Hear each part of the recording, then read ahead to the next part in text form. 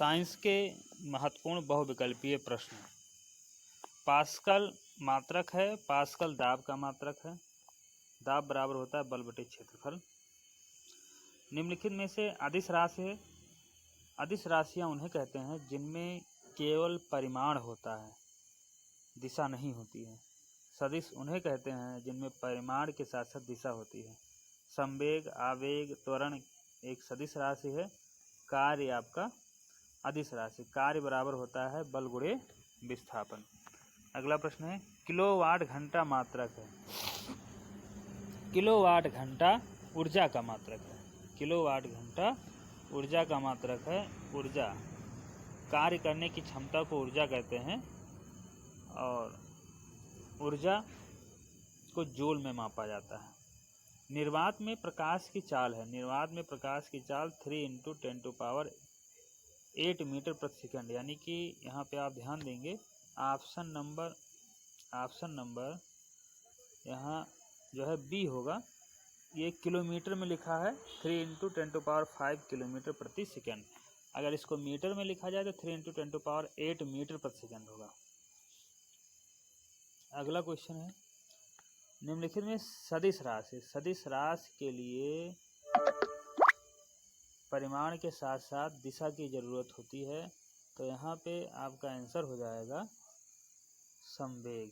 संवेग द्रव्यमान गुणे वेग होता है और वेग चूंकि सदिश राशि है इसलिए संवेग भी सदिश राशि होगा। ऊर्जा, कार्य और दूरी ये सब अदिश राशियाँ हैं। अगला प्रश्न है किस ताप पर जल का घनत्व अधिकतम होता है। तो 4 डिग्री सेल्सियस पर जल का घनत्व अधिकतम होता है। 4 डिग्री सेल्सियस, 4 डिग्री सेल्सियस पर जल का घनत्व अधिकतम होता है। निम्नलिखित में से गतिज ऊर्जा नहीं है।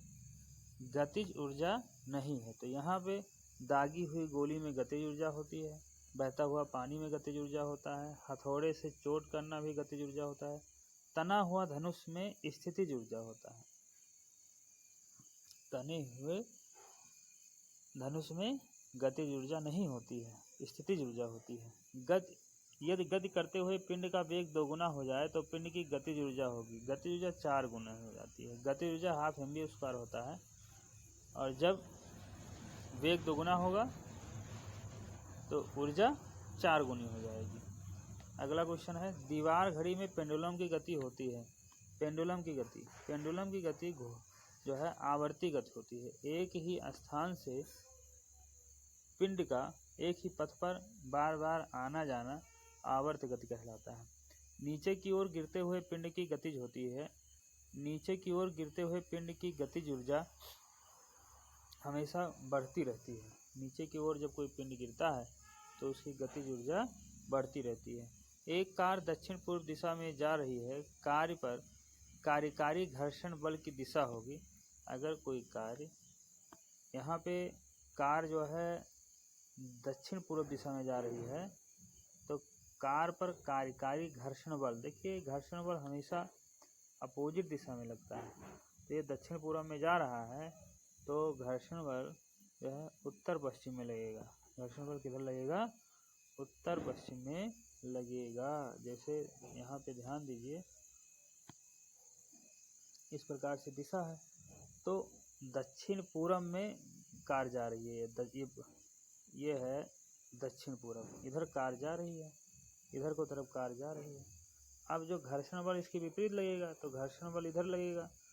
तो ये जो दिशा है ये उत्तर पश्चिम है। उत्तर पश्चिम ये दिशा जो है ये उत्तर पश्चिम है, इसलिए ये आपका विकल्प नंबर डी हो जाएगा।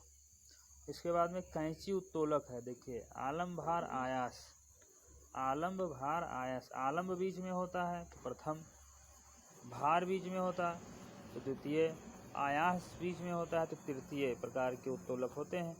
तो कैंची में आप देखेंगे कि बीच में क्या है? बीच में घूमने वाला होता है।